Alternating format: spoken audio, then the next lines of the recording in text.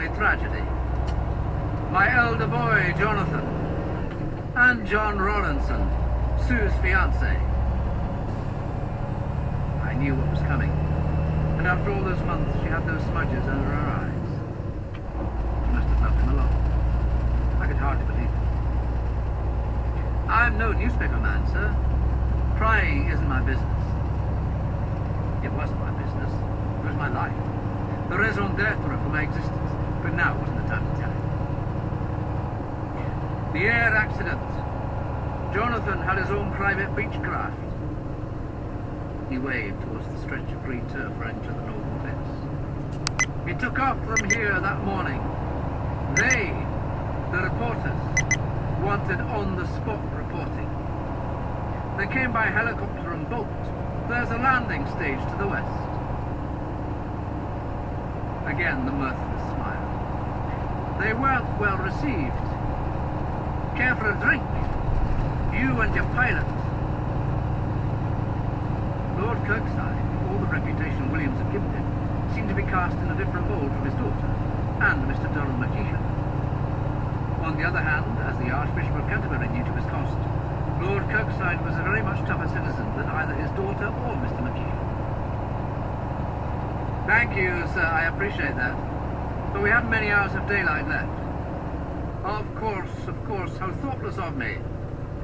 But you can't have much hope left by this time.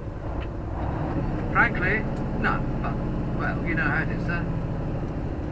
We'll cross our fingers for that one chance in a million. Good luck, Mr. Johnson. He shook my hand and turned away. His daughter hesitated, then held out her hand and smiled. A fluke of the wind had blown the hair off her face, and when she smiled like that, sooty eyes or not, the end of Deirdre in the Hebridean dream didn't seem to be of so much account after all. I went back to the helicopter.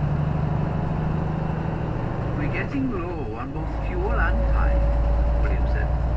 Another hour or so and we'll have the dark with us. Where now, Mr. Calvert? North. Follow this patch of grass. Seems it used to be used as a light aircraft runway. Out over the edge of the cliff. Take your time. So he did, taking his time as I'd asked him. Then continued on a northward course for another 10 minutes. After we were out of sight of watchers on any of the islands, we came round in a great half-circle to west and south and east, and headed back for home.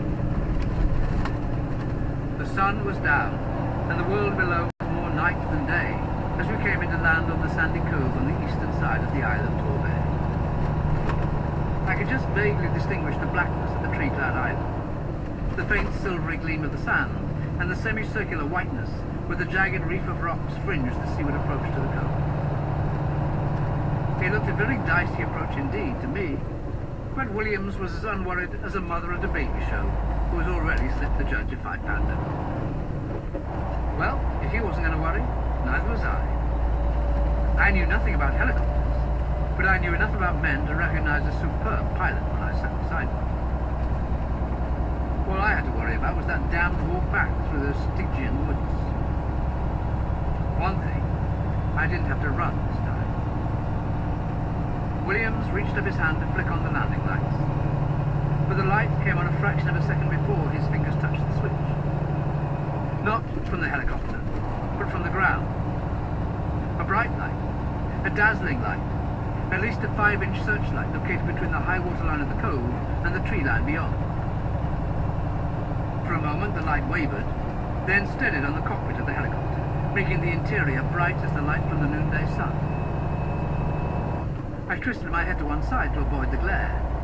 I saw Williams throw up a hand to protect his eyes, then slump forward wearily, dead in his seat, as the white linen of his shirt turned to red and the centre of his chest disintegrated. I flung myself forwards and downwards to try to gain what illusory shelter I could from the cannonading submachine shells shattering the windscreen. The helicopter was out of control, tipping sharply forwards and spinning slowly on its axis. I reached out to grab the controls from the dead man's hands, but even as I did, the trajectory of the bullets changed. either because the man with the machine gun had altered his aim, or because he'd been caught off balance by the sudden dipping of the helicopter. An abruptly mad cacophony of sounds, the iron clangor of steel-nosed bullets smashing into the engine casing, mingled with the banshee ricochet of spent and mangled shells. The engine stopped. Stopped as suddenly as if the ignition had been switched on. The helicopter was completely out of control, lifeless in the sky. It wasn't going to be in the sky much longer, but there was nothing I could do about it. I braced myself for the jarring moment of impact when we struck the water. And when the impact came, it was not just jarring, it was shattering to a degree I would never have anticipated.